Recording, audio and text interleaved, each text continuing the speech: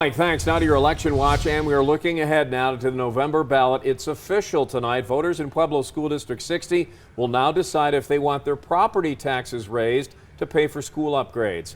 News 5's Colette Bordelon sat in on the school board meeting tonight. She's in our Pueblo studio. This has been developing for years now, Colette.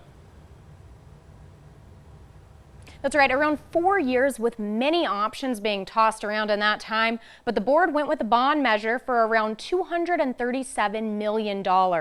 And people living in Pueblo would be responsible for about $218 million of that. Then we will call for the vote.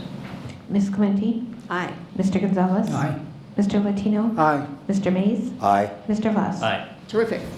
This feels like a really great first step. Barb Clementi, president of District 60's school board, says this first step is huge for the future. I don't believe there's any greater investment that we can make than in our future and our kids. The official ballot language for the bond measure was read aloud in the meeting, with one board member asking if there's any way to help make it simpler for voters by putting a blurb in parentheses at the top. They have something like tax to improve schools, and then they have the shall, taxes be increased by whatever number.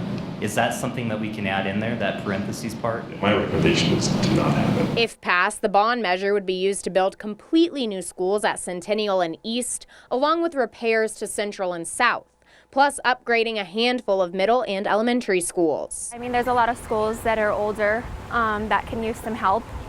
So I think it can be a good idea. We told Baca the bond measure would raise property taxes to a little more than $6 a month per $100,000 of assessed value on a house. I think that schools definitely need the tax money. I definitely would go for it. Yeah, they'd have my vote. Board members say they expect to pay off the $237 million bond in around 20 years. They also say for a business, it would cost around $26 per month for every $100,000 of assessed real property value. Always watching out for you, Pueblo. Colette Bordelon, News 5. Colette, thanks.